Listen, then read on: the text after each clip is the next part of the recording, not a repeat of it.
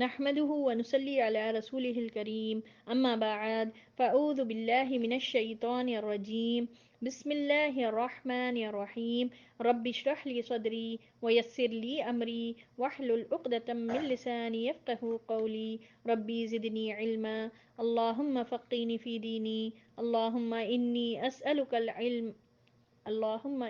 أسألك علما نافعا ورزقا طيبا وعملا متقبلا اللهم صل على محمد وعلى آل محمد كما صليت على إبراهيم وعلى آل إبراهيم إنك حميد مجيد اللهم بارك على محمد وعلى آل محمد كما باركت على إبراهيم وعلى آل إبراهيم إنك حميد مجيد کہ الحمد للہ الذی بنعمتہ تتم الصالحات، تمام تعریفیں اللہ ہی کے لیے ہیں، وہ ذات جس کے مدد سے تمام اچھے کام مکمل ہوتے ہیں۔ الحمدللہ بفضل اللہ وما توفیقی الا باللہ، میری توفیق مگر اللہ ہی کے ساتھ، جتنا بھی جو بھی ہوا یہ اللہ ہی کی مدد سے ہوا، اللہ ہی کی توفیق سے ہوا۔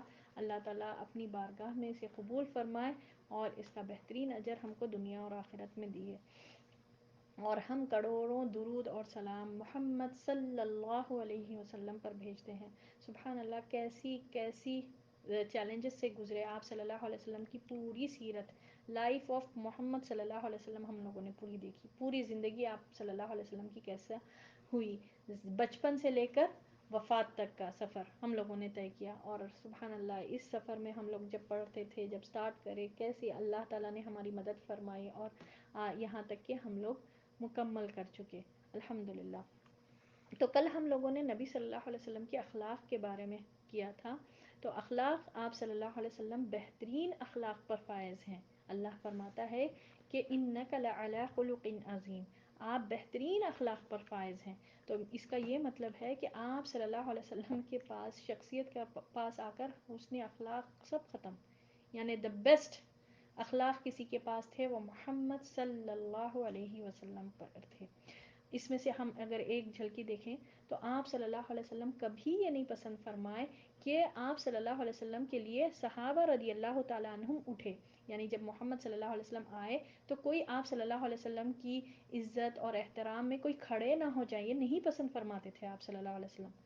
مگر جب بیٹی آتی تھی فاطمہ رضی اللہ تعالیٰ عنہا یا دوسرے بیٹیاں آتے تو آپ صلی اللہ علیہ وسلم خود کھڑے ہوتے تھے، اپنی چادر بچھاتے تھے، اللہ اکبر، اور بہترین طریقے سے استقبال کرتے تھے، ہاتھ چومتے تھے۔ تو یہ ہے آپ صلی اللہ علیہ وسلم کا حسن اخلاق۔ اور اللہ تعالیٰ کیا فرماتا ہے، سورۃ الاحزاب کی آیت ہے نا، لقد کان لکم فی رسول اللہ اسوۃ حسنہ، البتہ تحقیق محمد صلی اللہ علیہ وسلم کی زندگی میں ہمارے لیے رول ماڈل ہے، اگزامپل ہے۔ اور اس کے آگے اللہ فرماتا ہے ہر وہ شخص کے لیے جو امید رکھتا ہو، جو اللہ کا تقوی رکھتا ہو اور جو امید رکھتا ہو کہ دوبارہ کھڑے اٹھنے کا، یعنی مر کر اللہ کی طرف لوٹنے کی جو امید رکھتا ہے، اس کے لیے اسوۃ حسنہ ہے۔ ورنہ آپ دیکھیں سبحان اللہ، محمد صلی اللہ علیہ وسلم کے تعلق سے کون نہیں بات کرتا، ایون نان مسلمز بھی بات کرتے، یعنی کہ جو نہیں مانتے محمد صلی اللہ علیہ وسلم کو ایڈریس کرتے وقت یہ لوگ پروفٹ نہیں بولتے، یا پھر محمد صاحب بولتے، یا پھر محمد از دا بیسٹ پرسنالٹی، اس طرح سے بات کرتے۔ تو سبحان اللہ، اب آپ دیکھیے عربی میں ایک سیئنگ ہے، الفضل ما شہیدم بہ الاعداء، فضیلت تو وہ ہے کہ دشمن بھی فضیلت کا اعتراف کرے، اللہ اکبر۔ اور کیا کہتے ہیں سبحان اللہ، ایک رائٹر نے لکھنے والا نے یہ بک لکھتے وقت اس نے یہ بتایا کہ اگر مقاصد کی عظمت اور وسائل کی کمی اور نتائج کی حیرت انگیز ہونا، پھر سے میں پڑھتی ہوں، مقاصد کی عظمت یعنی جو مقصد کا عزم آپ صلی اللہ علیہ وسلم کی تھا، اور وسائل کی کمی، وسائل تو کم تھے، ہم لوگوں نے دیکھا کس طرح سے معاملات ہوئے مکی دور، مدنی دور میں پورا ہم لوگوں نے دیکھا۔ تو وہ رائٹر یہ فرماتا ہے، لکھنے والا فرینچ رائٹر ہے یہ، وہ کہتا ہے کہ اگر کوئی مقاصد کی عظمت اور وسائل کی کمی اور نتائج کی حیرت انگیز ہونا کسی شخص کو دیکھنا چاہتے ہیں تو ایویلویٹ کرنے سے یہ پتہ چلتا کوئی بھی محمد صلی اللہ علیہ وسلم کے قریب نہیں ہے۔ سبحان اللہ، اللہ اکبر. اور جو دا 100 فیمس پرسنالٹی کے نام سے جس رائٹر نے لکھا تھا اس نے کہا کہ میں کرسچن ہے، حالانکہ رائٹر کرسچن ہے. گو کہ آل دو محمد صلی اللہ علیہ وسلم کو یہ اپریسیشن، یہ اپلاٹس کی کوئی ضرورت نہیں ہے. آپ صلی اللہ علیہ وسلم کی شخصیت اس تعریف کا محتاج نہیں ہے، مگر وہ کہتا ہے کہ میں مجبور ہوں کہ دنیا کے بیسٹ پرسنالٹیز، 100 بیسٹ پرسنالٹیز کی وہ اس نے بک لکھی، میں مجبور ہوں کہ محمد صلی اللہ علیہ وسلم کی کو پہلا پوزیشن دینے کے لیے. حالانکہ ہے وہ کرسچن، ماننے والا ہے عیسیٰ علیہ السلام کو، مگر وہ کہتا ہے کہ جب میں سیرت یعنی محمد صلی اللہ علیہ وسلم کی زندگی پڑھا تو میں مجبور ہوں. اللہ اکبر، سبحان اللہ. یہ جو ہے نا آج بھی کئی جو بڑے بڑے کنٹریز ہیں جو یہ کہتے ہیں کہ ہاں، ان سے جب پوچھا جاتا تو ہم یہ کہتے ہیں کہ ہم عمر اور ابو بکر رضی اللہ تعالیٰ عنہ کے بنائے ہوئے رولز کو فالو کرتے ہیں. اللہ اکبر کبیرہ، سبحان اللہ. کیسے یہ تھے؟ تو آپ یہ دیکھیں کہ اللہ تعالیٰ نے کس طرح سے محمد صلی اللہ علیہ وسلم کو یہ دیا اور کیسی کیسی کامیابی آپ صلی اللہ علیہ وسلم کو بخشی. اگر ہم واقعات پر غور کریں، پیشن گوئیاں بھی ہوئی، ٹھیک ہے، آپ صلی اللہ علیہ وسلم معجزات بھی لے کر آئے، اور شاید ہی کوئی شخص ایسا ہو جو متکبر ہو، جو ہے نا ضدی اکھڑ قسم کا ہو، جو اس کو یہ بات سمجھ میں نہیں آتی. جو ہم دیکھیں اہل مکہ جو تھے وہ لوگ اکھڑ قسم کے تھے، جاہل تھے، تکبر اتنا تھا، غرور اتنا تھا، اندر سے تو بات مانتے تھے، دل ان کا جانتا تھا کہ محمد صلی اللہ علیہ وسلم جو کہہ رہے ہیں وہ صحیح ہے، مگر ان کی اپنی ضد، ہٹ درمی جو ہے نا اتنی غالب آ گئی کہ مان کر نہیں دیتے تھے. اس کے خاطر اعتراضات، کیسے کیسے اعتراضات کرے، کیسے کیسے ان لوگوں نے اعتراضات پر نہیں چھوڑا بلکہ آپ صلی اللہ علیہ وسلم کو میدان جنگ تک کھینچ لے کر آئے. مگر آپ صلی اللہ علیہ وسلم نے کتنا ان کے ساتھ بہترین انداز کے ساتھ معاملات کیے. تو یہ دیکھیے معجزات کو بھی یہ لوگ جھٹلاتے تھے. اللہ اکبر کبیرہ. معجزات ہوئے، سب سے بڑا مکی دور میں جو ہوا، چاند 2 ٹکڑے، صرف انگلی کے اشارے سے چاند 2 ٹکڑے ہوئے، جس کا ذکر قرآن بھی فرماتا ہے. مگر یہ ظالموں نے، یہ کاذبوں نے یعنی جھوٹ بولنے والوں نے جھوٹ پر ہی اصرار کیا. یہ فرمایا کہ یہ تو جادو ہی ہے، حالانکہ اپنی آنکھوں سے دیکھے. مسافر آئے، مسافر بھی گواہی دیے، ہم بھی دیکھے. جادو تو سامنے کے لوگوں پر کیا جاتا، مسافر اتنے دور ہے جو سفر کاروان پر ہے، وہ لوگ پر تھوڑا ہی جادو ہو سکتا. تو جو ماننا نہیں چاہتے ان کے لیے تو کچھ بھی نہیں ہے. تو بہرحال بولنے کا مقصد ہے یہ ہے کہ دنیا والوں میں بھی، دنیا میں جتنے لوگ رہتے جو نہیں مانتے اس دین کو جو محمد صلی اللہ علیہ وسلم لے کر آئے، آپ صلی اللہ علیہ وسلم کے ذریعے جو قرآن آئے، جو نہیں مانتے وہ لوگوں کو اللہ تعالیٰ دنیا تو دے رہا، ہم دیکھ رہے ہیں، ان کے لیے اللہ تعالیٰ آسانیاں تو فرما رہا، دنیا میں ان کو بہت کچھ مل رہا. مگر مومن کا معاملہ یہ ہے کہ ہم کو جو ہے نا بہت اوقات ایسے ہوتے کہ ہمارے رزلٹس، نتائج یہاں نہیں ملتے، کیونکہ ہمارا ایمان ہے کہ ہم کو آخرت میں ملے گا. ہمارا یہ ایمان پختہ ہونا چاہیے. تو اس کا یہ مطلب نہیں ہے کہ ہم جو ہے نا مسلمان خوشحال زندگی دنیا میں نہیں گزار سکتا، ایسا نہیں ہے. کیونکہ خلفائے راشدین کا جو دور تھا وہ ہمارے سامنے ہے. اس کے ہم کو معلوم ہے کیسے کیسے فتوحات ہوئے، کتنے جو ہے نا یہ خلفائے راشدہ کا جو دور تھا کتنا وہ تھا، یہ ہمارے لیے اگزامپل ہے. تو بہرحال اکثر معاملات میں مومن کو جو ہے نا، مومن کے لیے کیا ہے، دنیا کی زندگی قید خانہ ہے. یہاں پر تو ہم آئے ہی ٹیسٹ اور ٹرائلز کے لیے، ہمارے ساتھ تو ٹیسٹ اور ٹرائلز ہی رہیں گے. اور جو کافر ہے اس کا تو مقصد ہی نہیں ہے، وہ تو اللہ کو راضی کرنا مقصد ہی نہیں ہے. مگر پھر بھی دیکھیے آپ ایتھسٹ قسم کے لوگ ملیں گے، آپ کو ڈس بلیورز ملیں گے، اللہ کے سوا اللہ کی ذات میں شرک کرنے والے جیسے یہودی اینڈ کرسچنس ملیں گے، ہم کو جوئش اینڈ کرسچنس یعنی یہود اور نصارہ ملیں گے. اللہ تعالیٰ ان کو بھی اولاد دے رہا، اللہ تعالیٰ ان کو بھی مال دے رہا. تو اس کا یہ مطلب نہیں ہے کہ وہ لوگ کامیاب ہوں گے، چاہے کتنے بھی اچھے پوزیشن پر رہنے دو. تو بہرحال یہ حق ہے جو آپ صلی اللہ علیہ وسلم لے کر آئے. یہ لوگ مان کر نہیں دیے، معجزات کا انکار کرے، آپ صلی اللہ علیہ وسلم پیشن گوئیاں بھی کرے. اللہ اکبر. اگر ہم دیکھیں سیرت کے پہلو سے کہ کس طرح سے آپ صلی اللہ علیہ وسلم نے سراقہ بن مالک کو کہا تھا کہ تم کو کسریٰ کے کنگن ملیں گے، اور ہوا کا فلفل عمر رضی اللہ تعالیٰ عنہ کے دور میں. یہ ایک ایک ایگزامپل ہے. اور پھر آپ صلی اللہ علیہ وسلم نے بات بتا دی تھی جیسے جو ہے نا ہم دیکھیں ام معبد کے گھر پر بالکل ایک مریل قسم کی بکری تھی، کچھ بھی نہیں ہو رہا تھا اس کے ایک تھن میں اس کے دودھ کا ایک خطرہ نہیں تھا، مگر جیسے ہی آپ صلی اللہ علیہ وسلم کا جو ہے نا اس بکری کو کر بسم اللہ کہہ کر کرنا شروع کرے، اتنا دودھ نکلا کہ سب لوگوں نے پیا، حتیٰ کہ ایک لگن بڑھ کر رکھ کر گئے محمد صلی اللہ علیہ وسلم. یہ کتنا بڑا معجزہ ہے. تو لوگ ہے نا نہیں مان کر دیے، لیے لوگوں کی اپنی کمی ہے. بہرحال اس میں جو ہے نا سیرت میں اور چند واقعات بھی ملتے. آپ لوگوں کو ایک چند واقعات بتانا تھا یہ کہ کھجور کا تنا نبی صلی اللہ علیہ وسلم کی جدائی میں رو پڑا.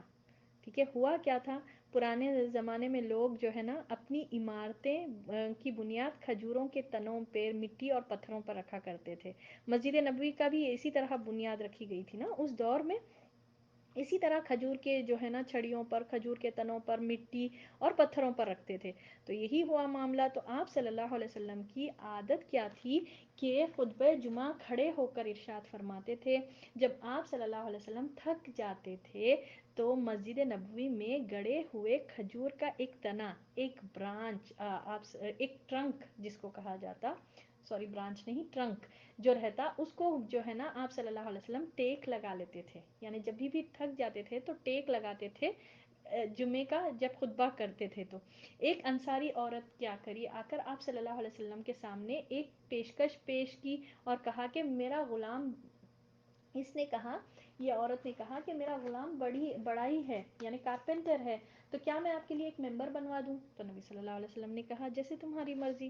تو بہرحال اس نے حکم دیا اپنے غلام کو اور وہ ممبر بنایا گیا. پھر آپ صلی اللہ علیہ وسلم جمعے کا دن جب آیا تو آپ صلی اللہ علیہ وسلم ممبر پر تشریف فرما ہوئے، حاضرین جو تھے ان کو سلام کیا اور ممبر پر تشریف جیسے ہی فرمائے، بلال رضی اللہ تعالیٰ عنہ نے اذان دی. اسی دوران صحابہ رضی اللہ تعالیٰ عنہم نے سسکیاں بھرنے کی آوازیں سنی. یعنی روتے روتے اتنا زیادہ رو رو کر جو سسکیاں بھرنے کی ہوتی نا آواز، وہ سنی. اور یہاں تک کہ یہ آواز جو ہے نا بیل کی طرح، یعنی بہت بڑھ جا رہی تھی یہ آواز. تو پھر آپ صلی اللہ علیہ وسلم، یہ صحابہ رضی اللہ تعالیٰ عنہ پریشان ہوئی، یہ آواز کہاں سے آ رہی ہے.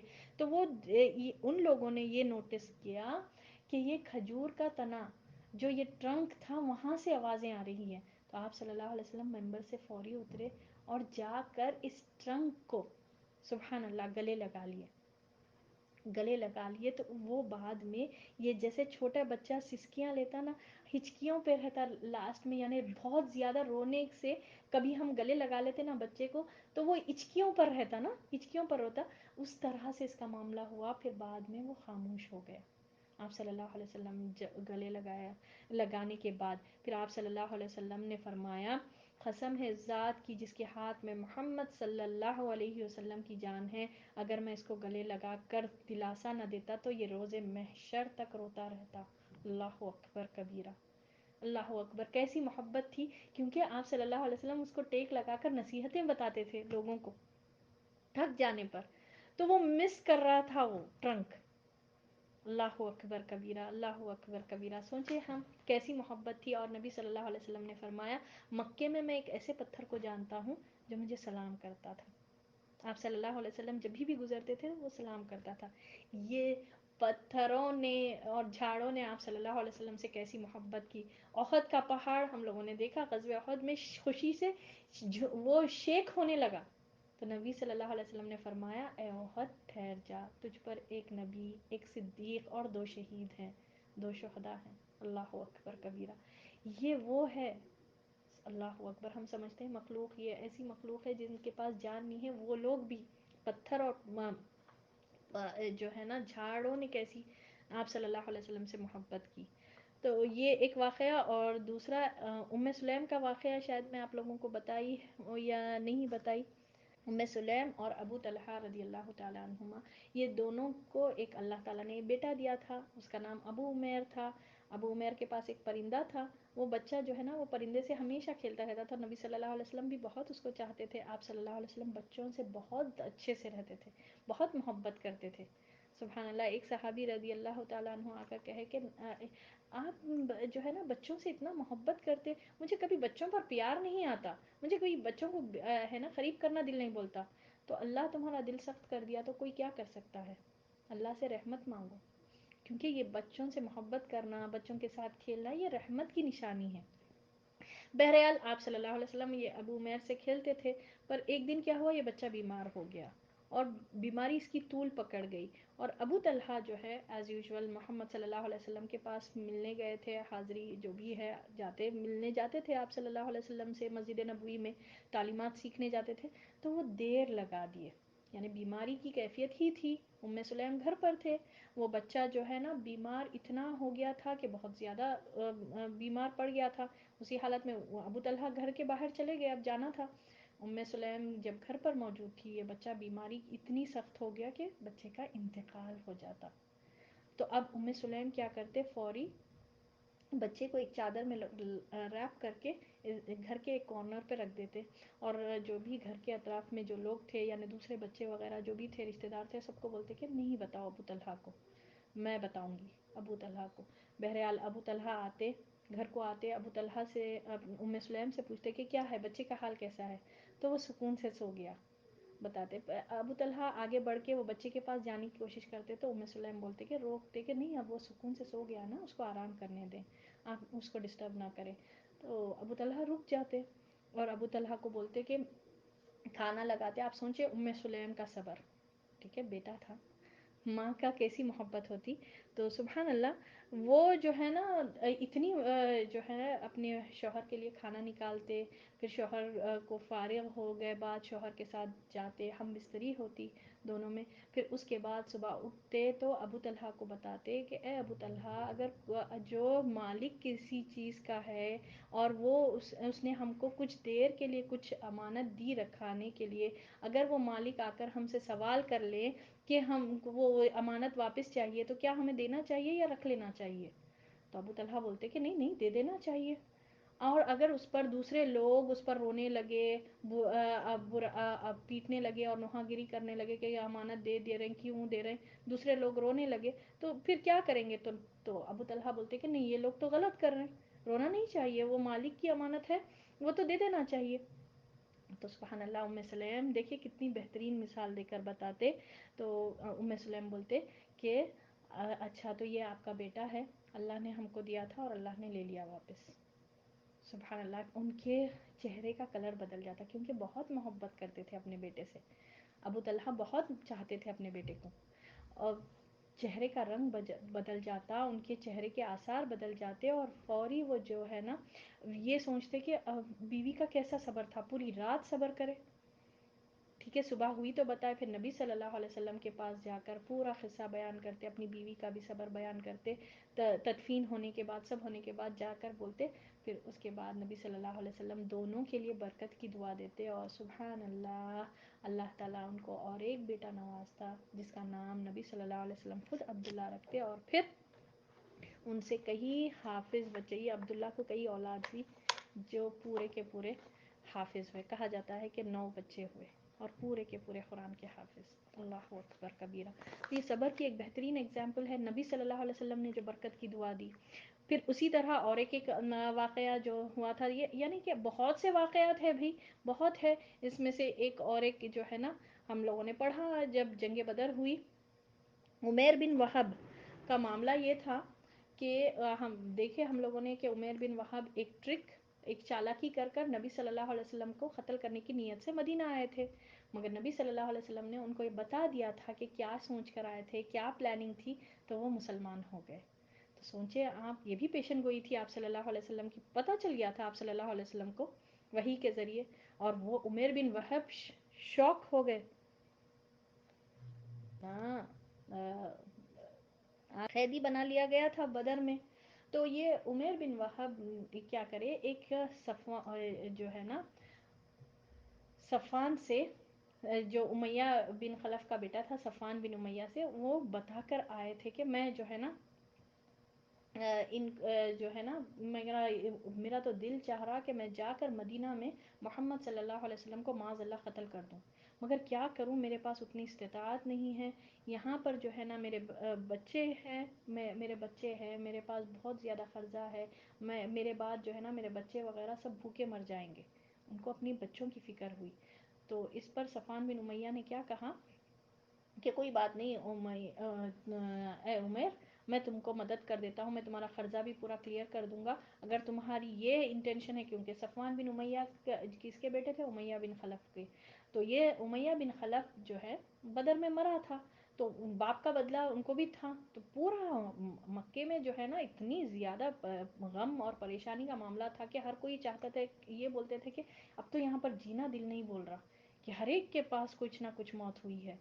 تو بہرحال اس میں سے جو ہے امیہ بن خلف بھی مرا تھا. پھر اور یہ ان کا بیٹا عمیر بن وہاب کا جو ہے قیدی بن کر وہاں پر موجود تھا.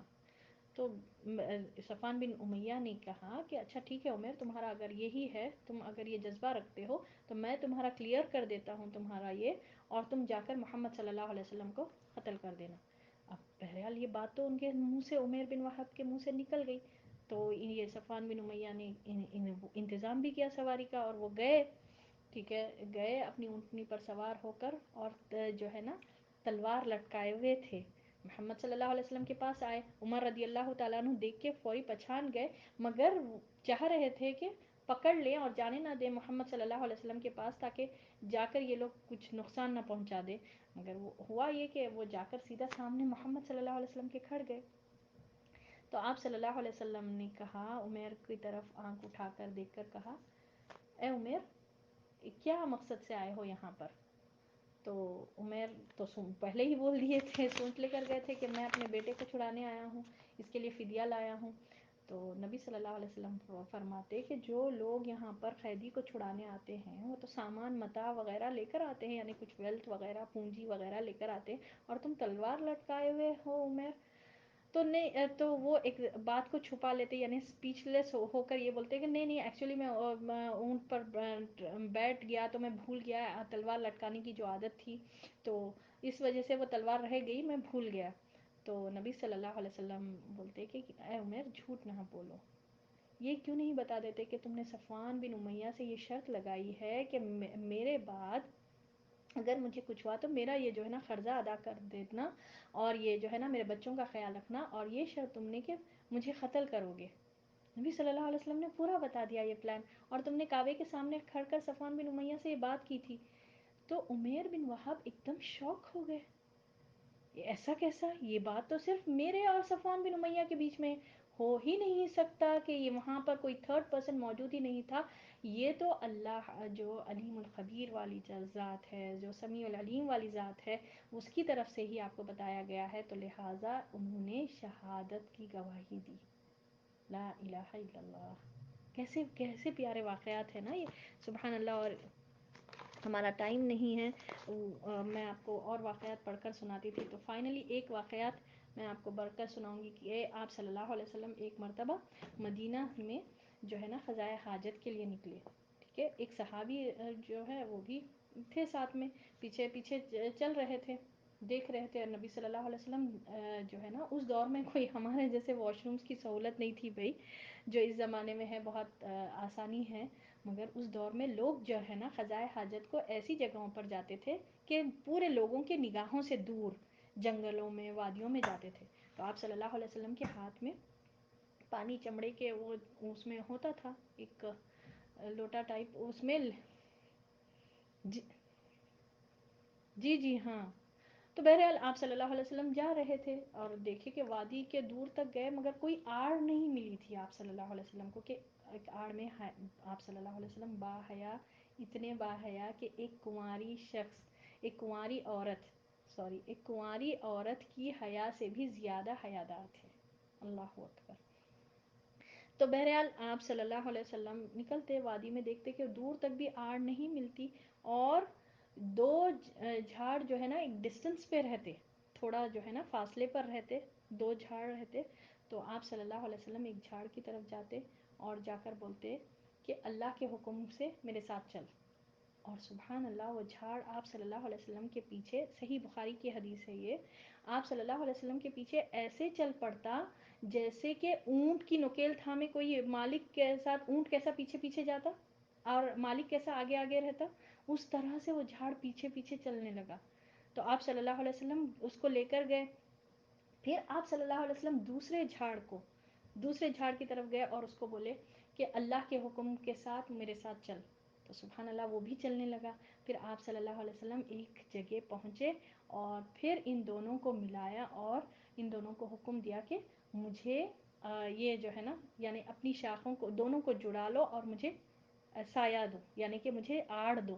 تو سبحان اللہ یہ دونوں شاخیں یہ دونوں جھاڑ مل گئے اور اس طرح کا آڑ آپ صلی اللہ علیہ وسلم کو عطا ہوا. اور وہ دیکھ کر صحابی پریشان ہو گئے.